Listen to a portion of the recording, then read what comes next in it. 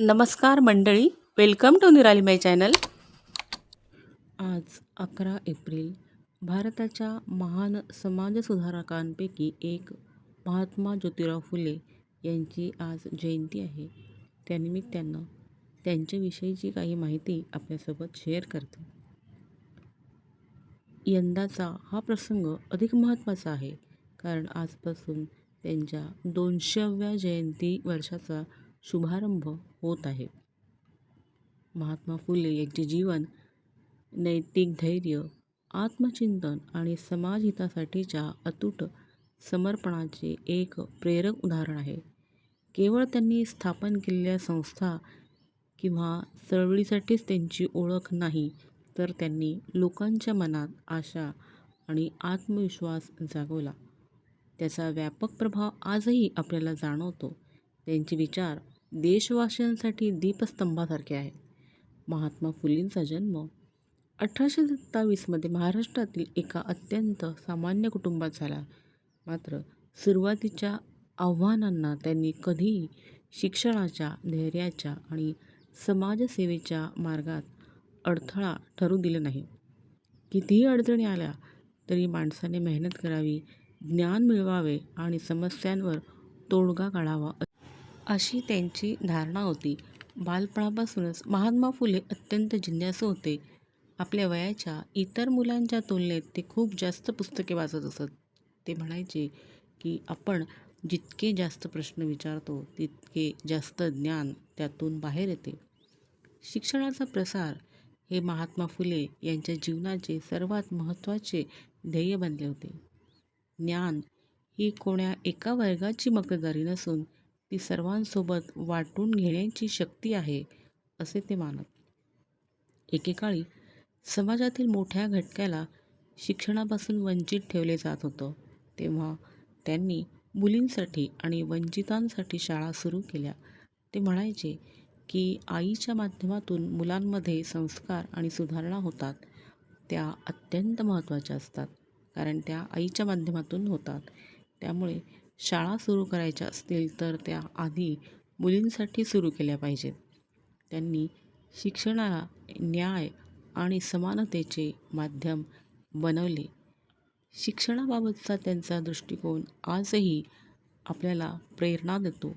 गेल्या दशकात भारताने तरुणांसाठी संशोधन आणि नवकल्पनांना प्राधान्य दिलं आहे.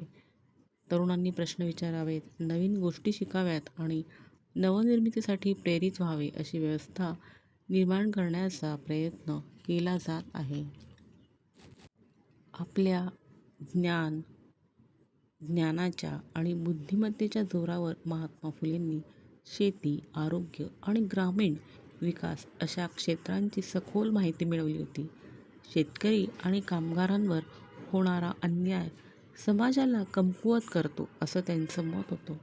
सामाजिक विषमतेचा शेतावर आणि गावातील लोकांच्या जीवनावर कसा परिणाम होतो त्यांनी जवळून पाहिलं होतं आणि म्हणूनच त्यांनी गरीब, वंचित आणि दुर्बल घटकांना सन्मान मिळवून देण्यासाठी आपले जीवन समर्पित केले. महात्मा फुले म्हणाले होते, समाजातील सर्वांना समान अधिकार मिळत नाहीत तोपर्यंत खरे स्वातंत्र्य मिळत नाही. हाच विचार प्रत्यक्ष उतरवण्यासाठी त्यांनी अनेक संस्था स्थापन केल्या. त्यांची सत्यशोधक समाज ही आधुनिक भारताच्या इतिहासामधील सर्वात महत्त्वाची समाजसुधारणा चळवळ होती. सामाजिक सुधारणा, लोकसेवा आणि मानवी प्रतिष्ठा वाढवण्यात ही चळवळ मुख्य स्थानी होती. महिला, तरुण आणि गावांमधील लोकांचा हा एक बुलंद आवाज बनली होती. सावित्रीबाई फुले यांचा गौरवपूर्ण उल्लेख केल्याशिवाय महात्मा फुलेंचे स्मरण अपूर्ण आहे. सावित्रीबाई स्वतः एक महान समाजसुधारक होत्या. भारताच्या पहिल्या महिला शिक्षिका म्हणून त्यांनी मुलींच्या शिक्षणात मोलाची भूमिका बजावली होती. महात्मा फुलेंच्या निधनानंतरही त्यांनी हे कार्य अखंडपणे सुरू ठेवले होते. त्यांचे जीवन